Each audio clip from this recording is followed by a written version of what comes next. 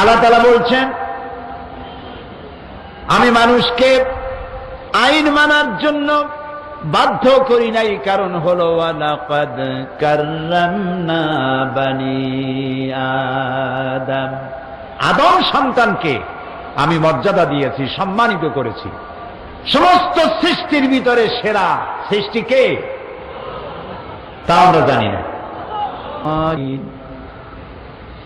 বাংলাদেশের বিভিন্ন প্রান্ত থেকে, পার্শ্ববর্তী দেশ থেকে আগত সম্মানিত ভাইয়েরা, পর্দার আড়ালের মা এবং বোনেরা, সুপ্রিয় সাংবাদিক বৃন্দ, আসসালামু আলাইকুম ওয়া রাহমাতুল্লাহ। গুজার হচ্ছি যিনি প্রতি বছরের মতো এবারেও আমাদেরকে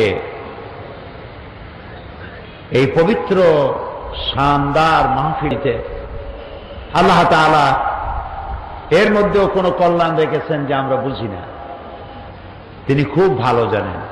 ওয়াল্লাহু আ'লাম ওয়া আনতুম লা তা'লামুন। আল্লাহ তাআলা দয়া করে কোরআন শোনার জন্য আসার তৌফিক দিয়েছেন, এজন্য আমরা ভাগ্যবান। আর ভাগ্যবান ছাড়া কোরআনের কাছে কেউ আসতে পারে না। যাদের কিসমত ভালো, যাদের তকদির ভালো, তারাই আসতে পারে আল্লাহর কোরআন শুনতে এবং নবী করিম সাল্লাল্লাহু আলাইহি ওয়াসাল্লামের মুহাব্বত এবং তার জিকির, তার আলোচনা শোনার জন্য আসতে হলে সৌভাগ্য থাকতে হয়, কিসমত ভালো হতে হয়। তকদির ভালো না হলে এগুলি পাওয়া যায় না। এই পৃথিবীতে এখন 600 কোটির উপরে মানুষ বসবাস করছে। এই 600 কোটি মানুষের মধ্যে মাত্র 150 কোটি মানুষ ঈমান আনতে সক্ষম হয়েছে, আলহামদুলিল্লাহ। তো হেদায়েতের মালিক এবং কোরআন বুঝতে পারা, আমল করতে পারা, কোরআন অনুযায়ী চলতে পারা, এটি আল্লাহ তাআলা যাদের কিসমতে রেখেছে তাদের পক্ষেই সম্ভব, আর যাদের কপালে নাই তাদের পক্ষে সম্ভব নয়। এই জন্য আমরা দেখেছি নবী করিম সাল্লাল্লাহু আলাইহি ওয়াসাল্লামের ঘরের কাছে আবু জাহল, উতবা, শাইবা, মুগীরা একদম নবী করিম সাল্লাল্লাহু আলাইহি ওয়াসাল্লামের শৈশব, কৈশোর, যৌবন, নবুয়ত প্রাপ্তি পর্যন্ত চোখে দেখলো, কিন্তু কপালে ঈমান হলো না, ইসলাম হলো না। আর হাজার হাজার মাইল দূর আবিসিনিয়া থেকে এলেন বেলাল হাবশি, রোম থেকে এলেন সোহাইব, হাজার হাজার মাইল দূর থেকে এসে ইসলাম নসিব হলো, জান্নাতের সার্টিফিকেট পাইলেন। সুবহানাল্লাহ। এটি তকদিরের ব্যাপার, কিসমতে না থাকলে হয় না। লাকাল হামদু বিল ঈমান ওয়া লাকাল হামদু বিল ইসলাম ওয়া লাকাল হামদু বিল কুরআন। আল্লাহ শুকর আদায় করে কি কুলাইতে পারবো? এ পৃথিবীর হাজারো লাখো কোটি জাতি, ধর্ম, বর্ণের মধ্যে আল্লাহ মুসলমানের ঘরে আমাদের পয়দা করেছেন, শুকর আদায় করি আলহামদুলিল্লাহ। অসংখ্য নবীদের মধ্যে যিনি শ্রেষ্ঠ, যিনি আশরাফুল আম্বিয়া, যিনি সাইয়্যিদুল মুরসালিন, যিনি ইমামুল মুত্তাকিন, যিনি রাহমাতুল লিল আলামিন, তার মতো বিশ্ব নবীর উম্মতের মধ্যে দয়া করে আমাদের মতো অযোগ্য, অপদার্থ, গুনাহগার, আমাদের মতো লোক আল্লাহর রাসূলের উম্মতের মধ্যে শামিল করেছেন। বিনীতভাবে শুকর আদায় করি আলহামদুলিল্লাহ। আল্লাহ তাআলা বহু কিতাব দিয়েছেন, সেই কিতাবের মধ্যে সর্বশ্রেষ্ঠ কিতাব যেটি, সেই কোরআন আমাদের জন্য আল্লাহ তাআলা বরাদ্দ করেছেন। সুবহানাল্লাহ।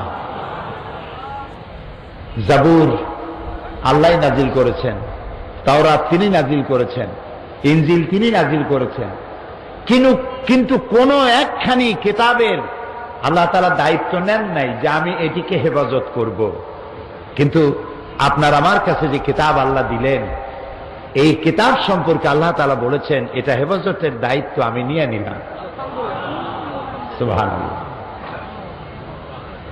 এটা এই জন্য যে অন্য অন্য নবীদের উপরে কিতাব আসছে, শরীয়ত পূর্ণ হয় নাই, সেই জন্য আল্লাহ তাআলা ওটাকে ইনকমপ্লিট, নবী আরো আসবে, শরীয়ত পূর্ণ করা হয় নাই। নবী আরো আসবে, শরীয়ত ইনকমপ্লিট থেকে গেছে। আপনার আমার নবী বিশ্ব নবী মুহাম্মদ রাসূলুল্লাহ প্রাণ ভরে বলেন সাল্লাল্লাহু আলাইহি ওয়াসাল্লাম, তারপরে আর কোন নবী আসবে না। লা নবিয়্যা বা'দি ওয়ালা রাসূলা, আমার পরে নবীও আসবে না, রাসূলও আসবে না, তিনি শেষ। আর তার কাছে যে কিতাব আসছে এই কিতাবও শেষ, আখেরি কালাম। এরপরে আল্লাহর পক্ষ থেকে একটা শব্দ বিশ্ববাসীর জন্য আসবে না। এখন আল্লাহ যদি এই কিতাবের হেফাজতের দায়িত্ব না নেন, তাহলে তো দুনিয়া চলবে না, নবীও আসবে না, কিতাবও থাকবে না।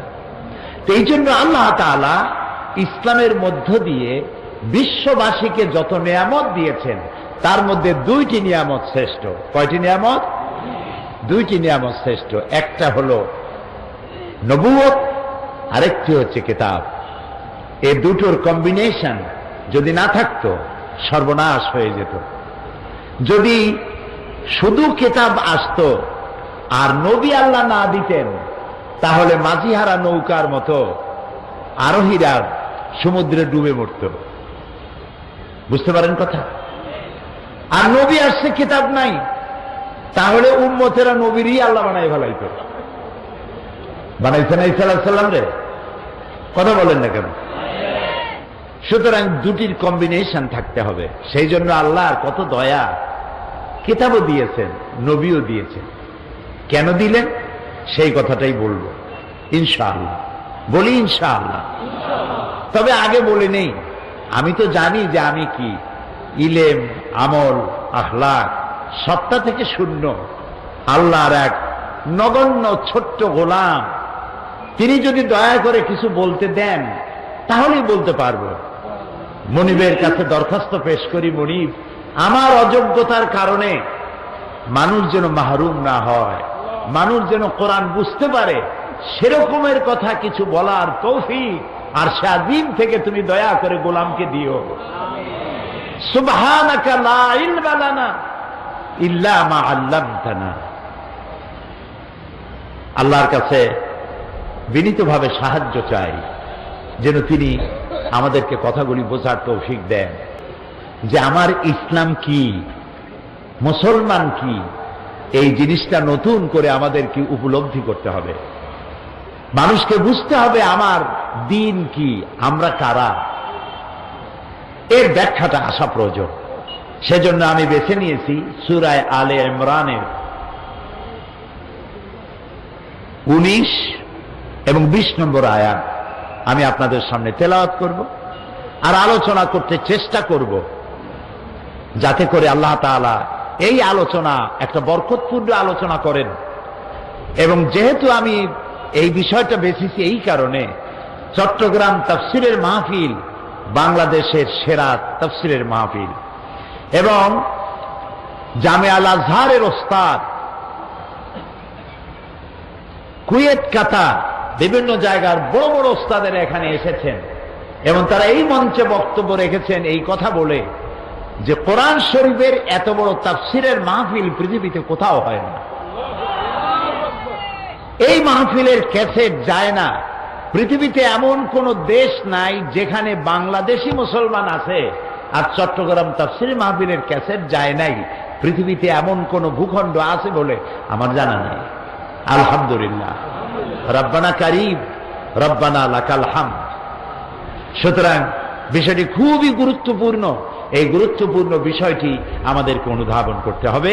শুরুতে আমরা শয়তানের ওয়াসওয়াসা থেকে আরেকবার পানাহ চেয়ে নিয়ে তারপরে আমরা আলোচনায় প্রবেশ করি।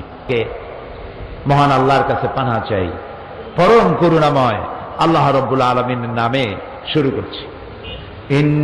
ইন্নাদ-দীনা ইনদাল্লাহিল ইসলাম وما اختلف الذين أوتوا الكتاب إلا من بعد ما جاءهم العلم بغيا بينهم ومن يكفر بآيات الله فإن الله سريع الحساب فإن حاجوك فقل أسلمت وجهي لله ومن اتبعني وقل الذين أوتوا الكتاب والأميين أأسلمتم فإن أسلموا فقد اهتدوا وإن تولوا فإنما عليك البلاغ والله بصير بالعباد صدق الله العظيم قرآن সুবহানাল্লাহ সুবহানাল্লাহ গোটা পৃথিবীর মানুষের জন্য এর থেকে শ্রেষ্ঠ নিয়ামত আর নাই। আলহামদুলিল্লাহ বলবেন না? শুধু একখানা কিতাব আর নবী করিম সাল্লাল্লাহু আলাইহি সাল্লামের অনুপম চরিত্র মাধুর্য, তার সুন্নাহ, এই দুটি জিনিস দিয়েই একটি সুন্দর পৃথিবী তিনি উপহার দিয়েছিলেন। কোরআন নাজিলের মূল লক্ষ্য সম্পর্কে আল্লাহ তাআলা বলছেন, আলিফ লাম রা কিতাবুন আনজালনাহু ইলাইকা লিতুখরিজান নাসা মিনাজ যুলুমাতি ইলান নূর। আলিফ লাম রা কিতাবুন আনজালনাহু ইলাইকা, হে রাসূল আমি আপনার উপর একখানা কিতাব অবতীর্ণ করেছি এই জন্য লিতুখরিজান নাসা মিনাজ যুলুমাতি ইলান নূর, যাতে করে মানব গোষ্ঠীকে আপনি অন্ধকার সমূহ থেকে আলোর মধ্যে আনতে পারেন। এই জন্য একখানা কিতাব আপনাকে দান করেছি। নবী করিম সাল্লাল্লাহু আলাইহি সাল্লাম এই কিতাবের বরকতে, এই কিতাবখানা দিয়েই, একটা কিতাব দিয়ে একটা বিপ্লব হয়েছে, একখানা কিতাব দিয়ে একটি রাষ্ট্রীয়, একটি সমাজ বিপ্লব হয়েছে। মানুষের মধ্যে আমল কোরআন দিয়ে আল্লাহ তাআলা মানুষ সৃষ্টি করেছেন, আর মানুষের চলার পথের জন্য দিশা দেওয়ার দায়িত্ব হচ্ছে আল্লাহ তাআলা। দিশা দেওয়ার দায়িত্ব কার? এ সৃষ্টি করেছেন কে? আপনার আমার স্রষ্টা কে? আকাশের মালিক কে? জমিনের মালিক কে? সব কিছুর মালিক কে? তিনি সৃষ্টি করেছেন, আর সৃষ্টি করে তিনি একটা আইন দিয়েছেন, বিধান দিয়েছেন। সে আইনটা এবং বিধানটা কি সেটাই আল্লাহ তাআলা বলছেন, ইন্নাদ-দীনা ইনদাল্লাহিল ইসলাম, নিঃসন্দেহে মানুষের জন্য জীবন ব্যবস্থা হিসেবে আল্লাহ তাআলা ইসলামকেই একমাত্র পছন্দ করেছেন। জীবন ব্যবস্থা হিসেবে আল্লাহ মানুষকে যে জীবন ব্যবস্থা দিয়েছেন, বিধান দিয়েছেন, এটার নাম হলো ইসলাম। ওমাখতালাফাল্লাযীনা উতুল কিতাবা ইল্লা মিন বাদি মা জাআহুমুল ইলমু বাগিয়াম বাইনাহুম, যাদের আল্লাহর পক্ষ থেকে কিতাব দেওয়া হয়েছিল তারা এই জীবন থেকে বিচ্যুত হয়ে পরস্পরের প্রতি নিজেদের প্রভাব বিস্তার করার জন্য হিংসার বশবর্তী হয়ে বিভিন্ন দলে উপদলে তারা বিভক্ত হয়ে পড়েছিল।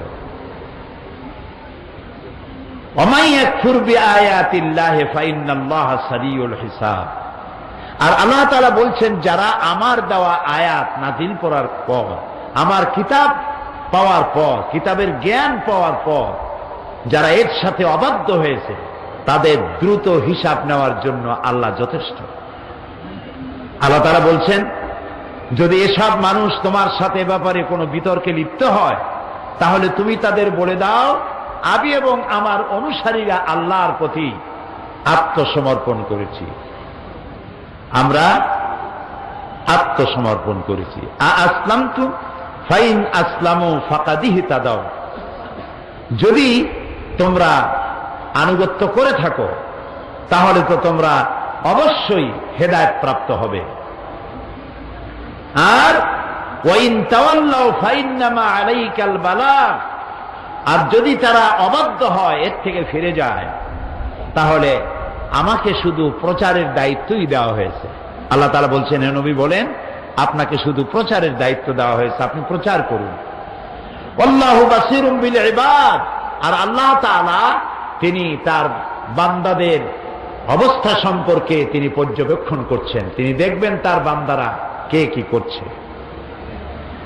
প্রিয় ভাই সব, আল্লাহ তাআলা তিনি মানুষের জন্য বিধান দিয়েছেন। এই বিধান দুই রকমের। আল্লাহর বিধান, আল্লাহর আইন দুই রকমের। কয় রকমের আইন বলুন তো? দুই রকম। একটা আইন হচ্ছে প্রকৃতির জন্য, আর একটা আইন হলো মানুষের জন্য। প্রকৃতির উপরের যে আইনটা, এটাকে বলা হয় কানুনে ফিতরত, ইংরেজিতে বলা হয় ল অব নেচার, বাংলায় বলা হয় প্রকৃতির আইন। আর একটা আইনকে আরবিতে বলা হয় তাশরিঈ, শরীয়ত, আল্লাহ কর্তৃক অবধারিত আইন। খুব লক্ষ্য করবেন, বিষয়টা একটু কঠিন, কিন্তু সহজ করতে চেষ্টা করব ইনশাআল্লাহ। বলি আমরা ইনশাআল্লাহ। তো আল্লাহর আইন আমি বলেছিলাম প্রথমে কয় প্রকার? দুই প্রকার। একটা হলো প্রকৃতির জন্য, আর একটা হলো মানুষ আর জিনের জন্য। প্রকৃতির জন্য যে আইন, এই আইন মানতে প্রকৃতি বাধ্য, সে আইন তাদের মানতে হবে।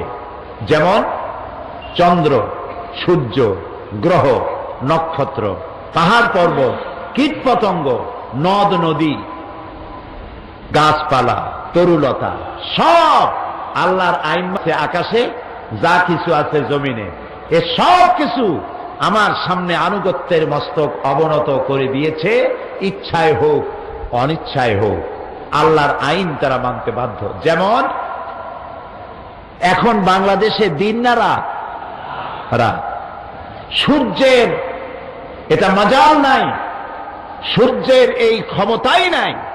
এখন বাংলাদেশে সে উদিত হয়। এখন সূর্য উদিত হয়েছে আমেরিকায়। বেলা যখন 12টা যা বাজবে, তখন রাত আসতে পারবে না। রাত দুপুরের সময় সূর্য আসতে পারবে না। কে নিয়ন্ত্রণ করে বলেন? আল্লাহ রাব্বুল আলামিন বলেন, লাশ-শামসু ইয়ানবাগী লাহা আন তুদরিকাল কমারা ওয়ালাল লাইলু সাবিকুন নাহার ওয়া কুল্লুন ফী ফালাকি ইয়াসবাহুন। লাশ-শামসু ইয়ানবাগী লাহা আন তুদরিকাল কমার, সূর্যের এই ক্ষমতা নাই যে চন্দ্রকে অতিক্রম করে, চন্দ্রের ক্ষমতা নাই সূর্যের সাথে ধাক্কা লাগে। রাত দিনের মধ্যে প্রবেশ করতে পারবে না, দিন রাতের মধ্যে প্রবেশ করতে পারবে না। ওয়া কুল্লুন ফী ফালাকি ইয়াসবাহুন, যা আছে মহাশূন্যে সব ঘুরছে। চাঁদ ঘোরে, সূর্য ঘোরে, তারকা ঘোরে, পৃথিবী ঘোরে, যা আছে মহাশূন্যে সব কি করতেছে বলেন? সব ঘুরতেছে, ঘূর্ণায়মান, সব গতিশীল। কারো সাথে কারো সংঘর্ষ হয় না। এই যে সংঘর্ষ হয় না, এখানে কার আইন কার্যকর? আমাদের দেশে এই যে চট্টগ্রাম বাণিজ্যিক রাজধানী, কমার্শিয়াল ক্যাপিটাল, এই কমার্শিয়াল ক্যাপিটালকে, এই বাণিজ্যিক রাজধানীকে নিয়ন্ত্রণ করার জন্য ট্রাফিক আইন আছে। এখানে গাড়ি ঘোড়া সব চলাফেরা করছে, এটাকে নিয়ন্ত্রণ করার জন্য ট্রাফিক ল আছে, এটার জন্য সিগন্যাল লাইট আছে, এটার জন্য ট্রাফিক পুলিশ আছে। এত সত্ত্বেও অ্যাক্সিডেন্ট হচ্ছে নাকি চট্টগ্রামে হয় না? ঢাকায়, সিলেটে, সারা বাংলাদেশ, সারা পৃথিবী অ্যাক্সিডেন্ট হচ্ছে। তাহলে এত কিছু ব্যবস্থাপনা থাকতেও অ্যাক্সিডেন্ট হয়। এবার আকাশের দিকে তাকান তো, ওখানে কোনো ট্রাফিক পুলিশ আছে? সিগন্যাল লাইট আছে? অ্যাক্সিডেন্ট হয় কেন হয় না? আল্লাহর আইন মানতেছে। সুবহানাল্লাহ বলবেন না? আল্লাহর আইন মানতেছে। এই যে আমাদের দেশের পদ্মা ব্রহ্মপুত্র, শীতলক্ষা, সুরমা, কুশিয়ারা নদী, এই নদীর পানিগুলি কি নোনা না মিষ্টি? মিষ্টি পানি, আন্দাজে কয় নোনা। আচ্ছা, এই মিষ্টি পানিগুলি জোয়ারের টানে বঙ্গোপসাগরে যায়, বঙ্গোপসাগরের পানি নোনা না মিষ্টি? নোনা। আবার ভাটির টানে মিষ্টি পানিগুলো গেল সাগরে, সাগরের নোনা পানি জোয়ারের টানে মিষ্টি পানির এলাকার মধ্যে গিয়া ঢুকলো। কিন্তু নোনা পানি মিষ্টি এলাকায় ঢুকিয়া মিষ্টি এলাকা নোনা বানাইতে পারে? আবার মিষ্টি পানি সমুদ্রে আসিয়া সমুদ্রের মিষ্টি বানাইতে পারে? কার আইন মানে পানি? আল্লাহ রাব্বুল আলামিন বলেন, মারাজাল বাহরাইনি ইয়ালতাকিয়ান বাইনাহুমা বারযাখুন লা ইয়াবগিয়ান। একই সমান্তরালে সমুদ্রের পানি প্রবাহিত হচ্ছে, দরিয়ার পানি প্রবাহিত হচ্ছে, মাঝখানে কোনো পার্টিশন নাই, হিজাব নাই, পর্দা নাই। নোনা পানির এলাকা মিষ্টি হচ্ছে না, মিষ্টি পানির এলাকা নোনা হচ্ছে না। কার আইন মানে? একই মাটির ফসফরাস, একই মাটির উপাদান, একই সূর্যের আলো, একই বাতাস, একই অক্সিজেন, একই উপাদান দিয়া পাশাপাশি তাল গাছ, নারকেল গাছ, কলা গাছ, সুপারি গাছ, আম গাছ, লিচু গাছ দাঁড়িয়ে আছে পাশাপাশি। সুপারি গাছে আম হলো না, খেজুর গাছে কমলা হলো না, ডালিম গাছে ডালিম গাছে লিচু হলো না, আম গাছে কাঁঠাল হলো না। যার যার জায়গায় দাঁড়াইয়া বিভিন্ন রকমের গাছে বিভিন্ন রকমের স্বাদের ফল হলো। সুপারি গাছ, খেজুর গাছ পাশাপাশি। খেজুর গাছ মাথা কাটলে রস বেরোয়, মিষ্টি রস। খেজুর গাছের মাথা কাটলে মিষ্টি তো ভালো কোনো রসই বাইর হয় না, ঠিক কিনা? কার আইন মানে? আল্লাহ রাব্বুল আলামিন বলেন, ওয়ালান তাজিদা লিসুন্নাতিল্লাহি তাহওয়িলা, ওয়ালান তাজিদা লিসুন্নাতিল্লাহি তাবদীলা। আমার প্রকৃতির আইন, কানুনে ফিতরাতের ভেতরে কোনো পরিবর্তন তোমরা দেখতে পাবে না। এখানে আল্লাহ তাআলার যে আইন, সে আইন অনুযায়ী আল্লাহ তাআলা পরিচালিত হচ্ছে গোটা বিশ্ব চরাচর। কোন পরিবর্তন এখানে নাই। সুতরাং এই আইন হলো প্রকৃতির জন্য, সে আইন তারা মানতে বাধ্য, তারা আইন অমান্য করে না। কিন্তু মানুষকে আল্লাহ আইন মানতে, ওরা আইন মানতে বাধ্য, কিন্তু মানুষকে আল্লাহ তাআলা আইন মানতে বাধ্য করেন নাই। সুবহানাল্লাহ বলেন। গোটা বিশ্ব আল্লাহর আইন মানবে। চন্দ্র কোনদিন আল্লাহর হুকুম ছাড়া, সূর্য আল্লাহর হুকুম ছাড়া কোনদিন পশ্চিম দিক থেকে উদিত হবে না কিয়ামতের আগে। এটা ঠিক কিনা? সুতরাং এই আইনগুলি তাদের উপরে অবধারিত, সেই অবধারিত আইনগুলি তারা মেনে চলছে সঠিকভাবে। কিন্তু এইভাবে করে আল্লাহ তাআলা মানুষকে আইন মানতে বাধ্য করেন নাই। কেন? আল্লাহ তাআলা বলছেন, আমি মানুষকে আইন মানার জন্য বাধ্য করি নাই, কারণ হলো ওয়ালাকাদ কাররামনা বানি আদম, আদম সন্তানকে আমি মর্যাদা দিয়েছি, সম্মানিত করেছি। সমস্ত সৃষ্টির ভিতরে সেরা সৃষ্টি কে? তা আমরা জানি না। মানুষ। এই যে বলে 18,000 মখলুকাত, বলে না মানুষে? এটা একটা ভুল কথা। কে গুনছে 18,000 মখলুকাত? বলে 130 ফরজ। পাইছো কোথায় 130 ফরজ? এগুলি ভুল কথা। মখলুকাত কত, আল্লাহ কত সৃষ্টি করেছেন, পৃথিবীর সমস্ত বিজ্ঞানীরা আজও গুণে শেষ করতে পারে নাই। সমুদ্রের বেলাভূমিতে বালুকণা কেউ যদি গুণে শেষও করতে পারে, আল্লাহর সৃষ্টি কত তা গুণে শেষ করা যাবে না। সমস্ত সৃষ্টির ভিতরে আল্লাহ তাআলা শ্রেষ্ঠ সৃষ্টি বানাইতে কারে? পরে আপনারা সৃষ্টির সেরা হইলেন কোন দিক থেকে? কিসের বিচারে, কোন কম্পিটিশনে আপনারা ফার্স্ট হইয়া আপনারা সেরা বলে নির্বাচিত হলেন? যদি দৌড়াবার দিক থেকে প্রতিযোগিতামূলক দৌড় প্রতিযোগিতায় যদি ফার্স্ট হইতো কোন প্রাণী, তাহলে তো চিতাবাঘের ফার্স্ট হওয়ার কথা, যেহেতু সে ঘন্টায় 60 থেকে 70 মাইল দৌড়ায়। কিলোমিটার না, 60 থেকে 70 মাইল, প্রায় 100 কিলোমিটার দৌড়াইতে পারে প্রতি ঘন্টায়। যদি হিংস্রতা এবং ক্ষিপ্রতার দিক থেকে নির্বাচিত হতো শ্রেষ্ঠত্বের, তাহলে তো সিংহের হওয়া উচিত ছিল, ব্যাঘ্রের হওয়া উচিত ছিল। যদি সাঁতারের দিক থেকে শ্রেষ্ঠত্বের নির্বাচিত হতো, তাহলে তো মাছের হওয়া উচিত ছিল। ওড়ার দিক থেকে যদি হতো, তাহলে তো পাখির হওয়া উচিত ছিল।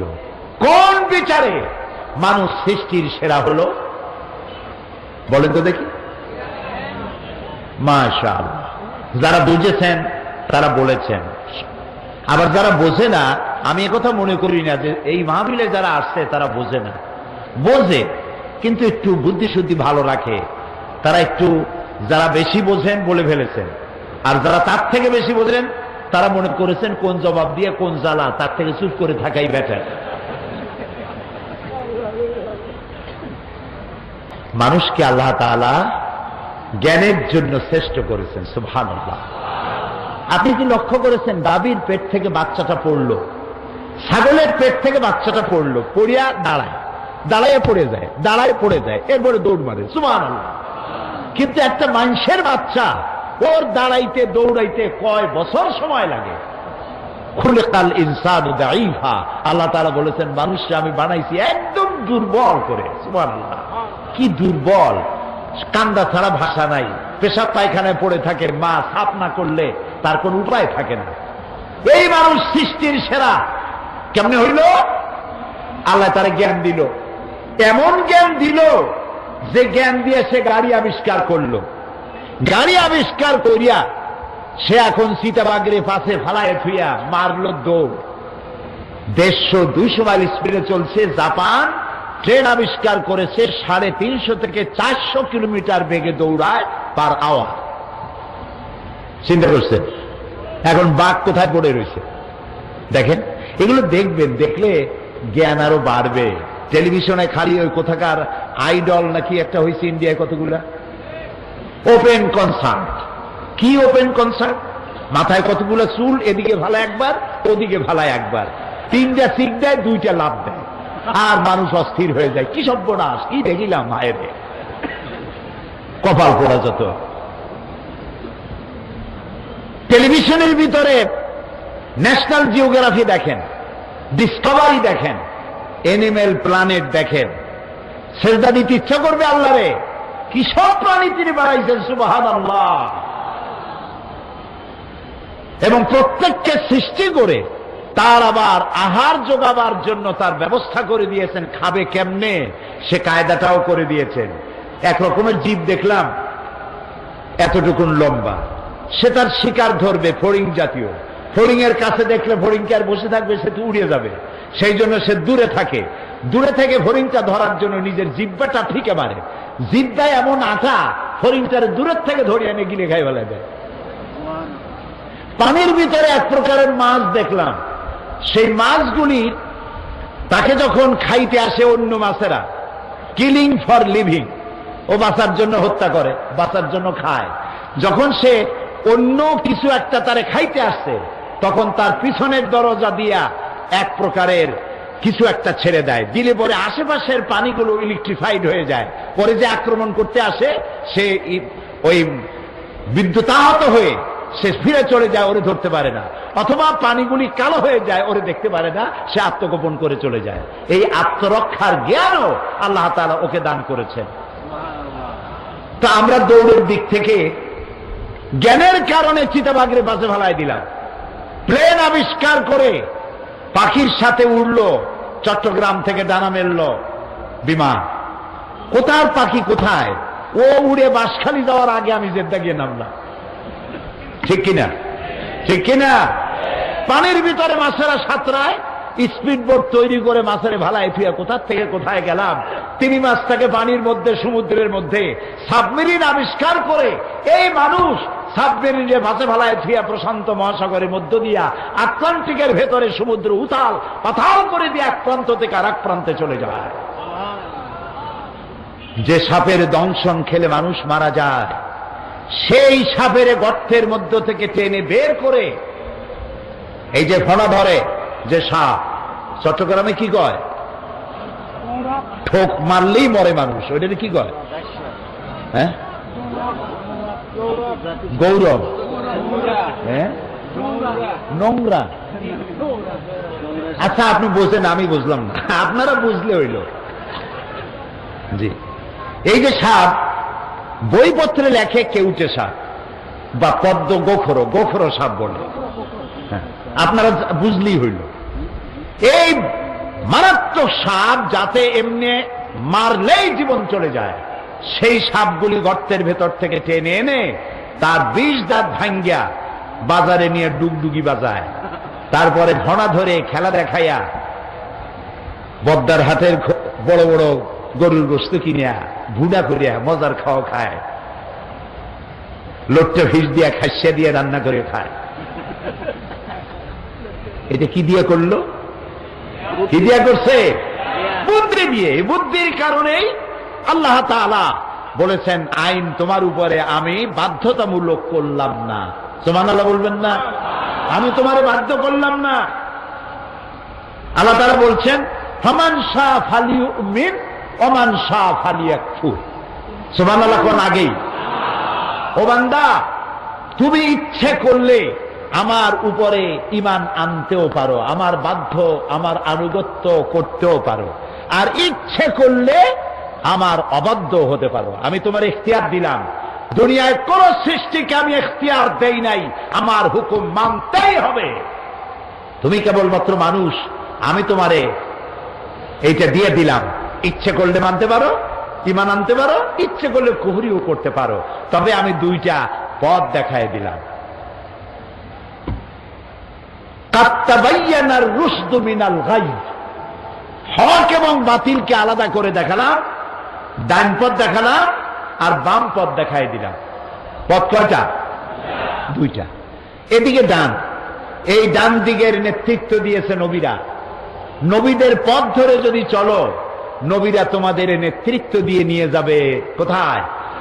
বলেন সবাই, জান্নাতে। আরেকটা আছে আসহাবুশ শিমাল, এটা বাম দিক, বামপন্থী। এটা কি পন্থী? এর নেতা হলো শয়তান। বামপন্থীদের নেতা কে? চিল্লায় বলে। আমার দেশের কিছু মুসলমান কপাল পোড়া। কি পোড়া? জোরে কর। কপাল পোড়া। নিজেদের পরিচয় দেয় বামপন্থী। কত বড় কপাল পোড়া। এদের নেতা হলো শয়তান। এদের নেতা কে? শয়তান। সব পৃথিবীর বামপন্থীদের দিয়ে নেতৃত্ব দিয়ে নিয়ে যাবে কোথায়? জাহান্নামে। আল্লাহ তাআলা দুটি রাস্তা দেখালেন, একটা ডান আর একটা বাম। তোমার জ্ঞান দিছি, এখন এই জ্ঞান দিয়ে তুমি অগ্রসর হও কোন দিকে যাবা। আর এই যে তোমার স্বাধীনতা দিলাম, দিলাম এই জন্য যেহেতু আমি তোমাকে সম্মানিত করেছি। তোমার যে আমি বানালাম, এত সুন্দর করে তো আমি কেউরে বানাই নাই। সুবহানাল্লাহ বলবেন না? আল্লাহ রাব্বুল আলামিন বলেন, লাকাদ খালাকনাল ইনসানা ফি আহসানি তাকওয়িম। সব থেকে সুন্দর করে বানিয়েছি আমি মানুষগুলিকে। আহারে, এই মানুষ দেখতে কত সুন্দর। সুবহানাল্লাহ বলবেন না? এই যে দুটো চোখ আল্লাহ দান করলেন, উপরেও হাড্ডি, নিচেও হাড্ডি। একটু চিন্তা করেন তো, চোখ দুইটা যদি দুই হাড়ের মাঝখানে না হইয়া কুমিরের মতো, চোখ দুইটা যদি হইতো কপালের সামনে, ফুটবল খেলতে গিয়া হেড করতে গেলে দুইটা চোখই ডিমের মতো পোষ হয়ে যেত। আচার খাইতে চোখ দুটার কাম সারা। আল্লাহ কি সুন্দর জায়গায় হেফাজত করে রাখছেন দুইটা চোখ। সুবহানাল্লাহ। আপনি কথা বলবেন, যদি ঠোঁট দুটা না থাকতো তাহলে চিন্তা করেন তো মুখের দশাটা হয়তো কি। ঠোঁট নাই, কিছু চোখ বুঝে চিন্তা করেন মুখের দশা কি। দুইটা ঠোঁট দিয়া মুখের সৌন্দর্য বাড়ালেন, তারপরে আপনি আওয়াজ করবেন, মুখের মধ্যে যা ভাষা হয়ে বাইর হবে। সুবহানাল্লাহ। শুধু একটা জিহ্বা, একটা টেস্ট মেশিন মুখের মধ্যে আল্লাহ দিলেন, এবং এই জিহ্বাটায় কত জাতের স্বাদ আল্লাহ দান করলেন। সুবহানাল্লাহ। লচ্চা ঘিসের মজা আর রূপচান্দার মজা একরকম, কোরাল মাছের মজা আর শুটকি মাছের মজা একরকম, রসগোল্লার মজা আর চানাচুরের মজা একরকম, পালং শাক আর পুঁই শাক একরকম। একটা জিহ্বা, কত মজা। সুবহানাল্লাহ। এবং এই জিহ্বাটাকে আল্লাহ এত নরম বানালেন, একটা চুল পড়লেও টের পাওয়া যায়, ঠিক না? একটা শক্ত রগও নাই, হাড্ডি তো নাই।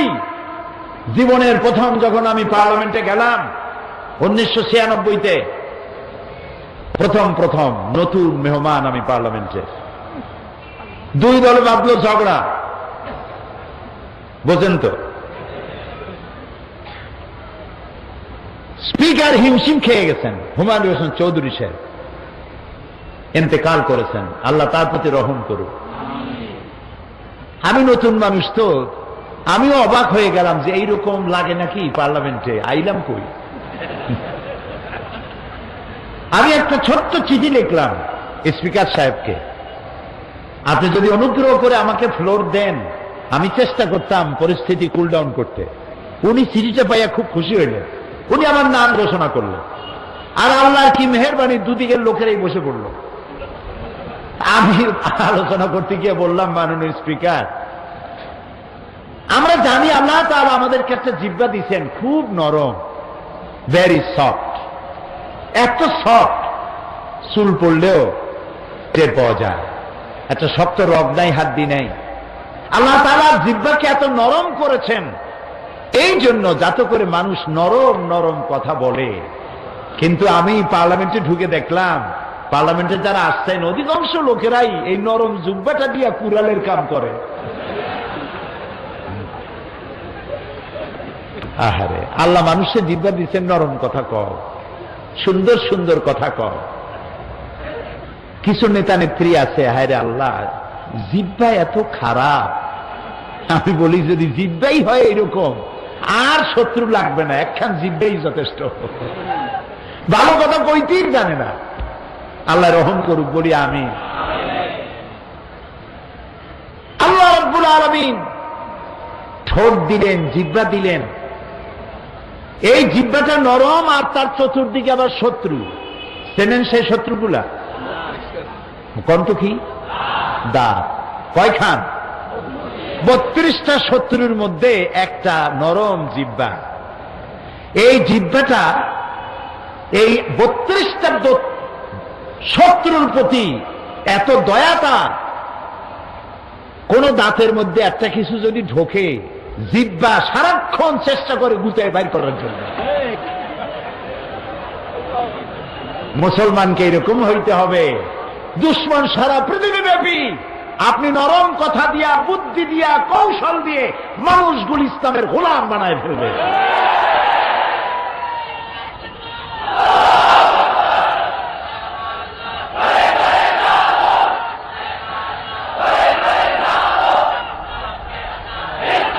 নবী করিম সাল্লাল্লাহু আলাইহি ওয়াসাল্লাম তিনি তাই করেছেন, তিনি তাই করেছেন।